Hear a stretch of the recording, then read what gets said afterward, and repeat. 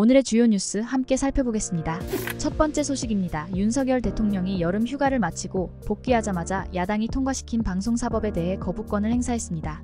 12일 오후 윤 대통령은 방송법, 방송문화진흥회법, 한국교육방송공사법, 방송통신위원회법 등 방송사법 개정안에 대한 제2요구권 행사를 제가해 국회로 돌려보냈습니다.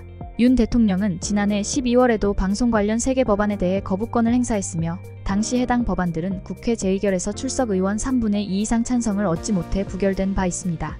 이번에 문제된 법안은 22대 국회에서 더불어민주당 등 야당이 기존 3개 법안에 방송통신위원회법을 추가해 새로 발의한 후 통과시킨 것입니다. 한덕수 국무총리는 지난 6일 국무회의에서 제2요구권 행사를 의결했고 윤 대통령은 야당이 폐기된 법안을 강행 처리하고 공익성을 훼손한 것에 대응해 이번 거부권 행사를 불가피한 조치로 설명했습니다. 그는 방송관련법이 공영방송의 지배구조에 중대한 변화를 가져오지만 여야 협의나 사회적 공감대 없이 처리된 점을 지적하며 방송의 공정성과 공익성을 지키기 위한 대응이라고 강조했습니다. 윤 대통령은 취임 이래 총 19건의 거부권을 행사했으며 이는 11년 8개월 동안 45건의 거부권을 행사한 이승만 초대 대통령 이후 가장 많은 사례입니다. 특히 87년 민주화 이후 역대 대통령들이 행사한 거부권을 훨씬 뛰어넘는 수치입니다. 이번 4개 법안을 제외하고 윤 대통령이 거부권을 행사한 15개 법안 중 이태원 참사 특별법안만 여야 합의로 수정되어 법률이 되었고 나머지 법안은 모두 부결되거나 폐기되었습니다. 또한 대통령실은 최근 통과된 전국민 25만원 지원법과 노란봉투법에 대해서도 거부권 행사를 예고하고 있어 거부권 법안의 수는 더욱 늘어날 전망입니다. 다음 뉴스입니다. 윤석열 대통령이 지난 12일 이명박 전 대통령을 한남동 관저로 초청해 취임 후 첫 공식 만찬을 가졌습니다. 이는 두 전현직 대통령 간의 두 번째 만남으로 윤 대통령은 지난해 말 신년 특별사면을 통해 이 전 대통령을 사면 복권한 바 있습니다. 이번 만찬은 부부 동반으로 진행되었으며 김건희 여사와 김윤옥 여사도 참석했습니다. 또한 이명박 정부 당시 청와대 정무수석을 지낸 정진석 대통령 비서실장과 그의 배우자도 배석했습니다. 윤 대통령 부부는 관저에 도착한 이 전 대통령 부부를 직접 영접하며 따뜻하게 맞이했습니다. 만찬은 오후 6시 30분에 시작되었고 이 자리에서 두 대통령은 전국 현안을 폭넓게 논의한 것으로 알려졌습니다.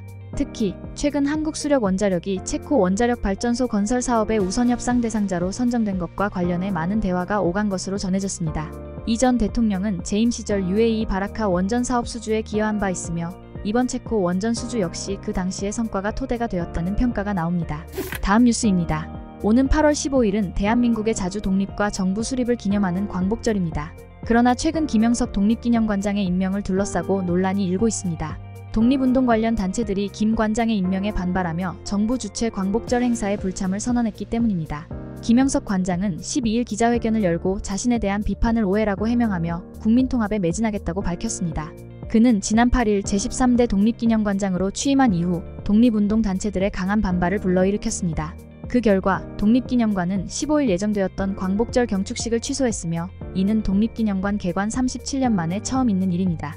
김 관장은 자신이 뉴라이트 인사로 지목된 것에 대해 강하게 반발하며 일제강점기 당시 국민의 국적이 일본이라는 답변은 역사적 사실을 설명한 것일 뿐이라며 독립운동을 폄훼하거나 식민지배를 옹호한 적이 없다고 주장했습니다. 또한 그는 나는 뉴라이트가 아니라고 강조하며 비판에 대한 법적 대응도 고려 중이라고 밝혔습니다. 광복회와 항일독립선열 선양단체연합은 김 관장의 임명을 건국절을 제도화하려는 시도라며 강하게 비난했습니다. 이들은 김 관장의 과거 발언이 독립운동의 의미를 퇴색시키고 8월 15일을 건국절로 바꾸려는 시도로 보고 있습니다. 김영석 관장은 1948년 정부 수립을 대한민국의 시작으로 강조하면서도 1919년 상해 임시정부의 과정을 중요하다고 덧붙였습니다. 그는 광복과 독립, 건국은 서로 다른 과정의 일환이라며 건국절 제정에 반대한다는 입장을 분명히 했습니다. 이번 논란은 대한민국의 정체성과 역사적 서사에 대한 중요한 논쟁을 촉발하고 있습니다. 독립운동 단체들은 김 관장의 발언이 일제강점기 동안 독립운동가들의 희생을 부정하고 대한민국의 정체성을 왜곡할 우려가 있다고 우려하고 있습니다. 광복절을 앞두고 불거진 이번 논란은 단순한 역사 해석 차이를 넘어서 정치적, 사회적 갈등으로 확산될 가능성을 보여주고 있습니다. 다음 뉴스입니다. 러시아가 점령하고 있는 우크라이나 자포리자 원전에서 11일 화재가 발생해 냉각탑이 손상되었습니다. 러시아는 우크라이나의 드론 공격이 화재의 원인이라고 주장했지만 우크라이나는 이에 대해 러시아의 책임을 물었습니다. 마리아 자하로바 러시아 외교부 대변인은 우크라이나가 핵 테러를 벌였다고 비난하며 국제원자력기구의 대응을 촉구했습니다. 또한 러시아 당국자는 우크라이나 군이 드론을 이용해 의도적으로 자포리자 원전을 공격했다고 주장했습니다. 러시아 국영 원전 기업 로사톰은 화재로 인해 냉각탑 내부 구조가 손상되었지만 발전소의 안전에는 큰 영향이 없었다고 밝혔습니다. 반면 볼로디미르 젤렌스키 우크라이나 대통령은 러시아가 우크라이나와 유럽, 전 세계를 협박하고 있다고 비난하며 러시아가 이번 사건에 대한 책임을 져야 한다고 강조했습니다.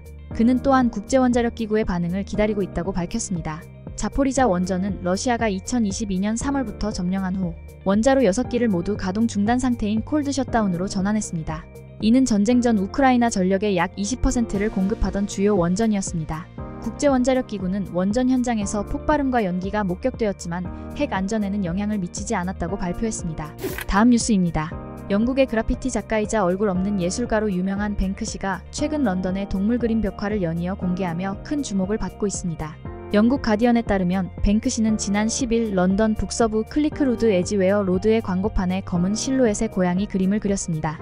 이 그림은 뱅크시가 자신의 소셜미디어를 통해 직접 자신의 작품임을 인정했습니다. 뱅크시는 5일부터 런던 곳곳에 동물 벽화를 그리고 있으며 고양이 그림 이전에는 염소, 코끼리, 원숭이, 늑대, 펠리컨 등의 그림이 런던의 다양한 장소에서 발견되었습니다.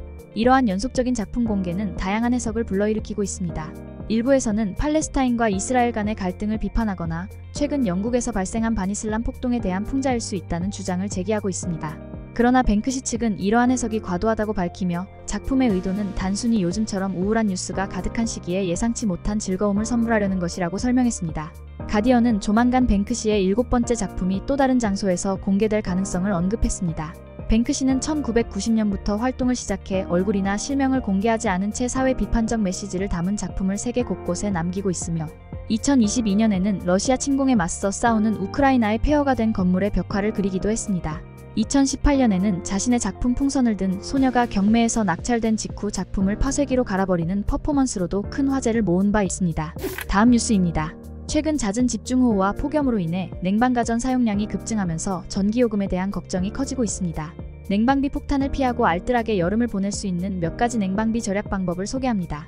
에어컨을 처음 켤 때는 희망 온도를 낮게 설정하고 강풍 모드로 빠르게 실내 온도를 낮추는 것이 전기요금을 절약하는 데 도움이 됩니다. 실외기가 더 오래 작동하지 않도록 실내 온도를 빨리 희망 온도로 맞추고 이후에는 약하게 틀거나 꺼두는 것이 좋습니다. 에어컨은 크게 정속형과 인버터형으로 나뉩니다. 정속형 에어컨은 처음 켤 때 최대 전력으로 작동하므로 희망 온도에 도달하면 1시간에서 2시간 정도 꺼두는 것이 좋습니다. 반면 인버터형 에어컨은 희망 온도에 도달하면 최소 전력으로 유지하기 때문에 계속 켜두는 것이 더 경제적입니다. 에어컨 필터를 2주마다 청소하면 냉방 효율이 높아져 전기요금을 최대 27%까지 줄일 수 있습니다. 또한 선풍기나 서큘레이터를 함께 사용하면 실내 공기 순환이 빨라져 에어컨의 실외기 작동 시간을 줄일 수 있습니다.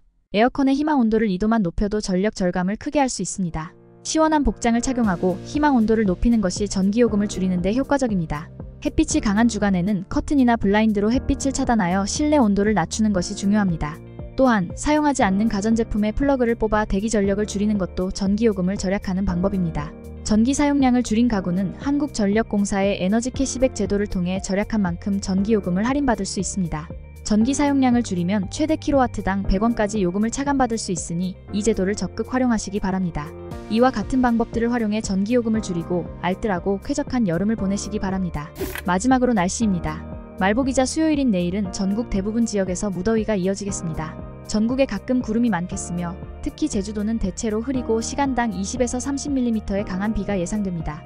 수도권과 강원도 일부 지역에서도 오후부터 밤 사이에 소나기가 내릴 가능성이 있습니다. 내일 아침 최저기온은 21도에서 27도 사이로 예상되며 낮 최고기온은 29도에서 35도까지 오를 것으로 보입니다.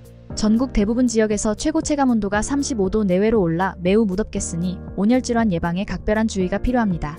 날씨였습니다. 오늘의 주요 뉴스는 여기까지입니다. 구독과 좋아요, 알람 설정은 뉴스 제작에 큰 힘이 됩니다. 시청해주셔서 감사합니다.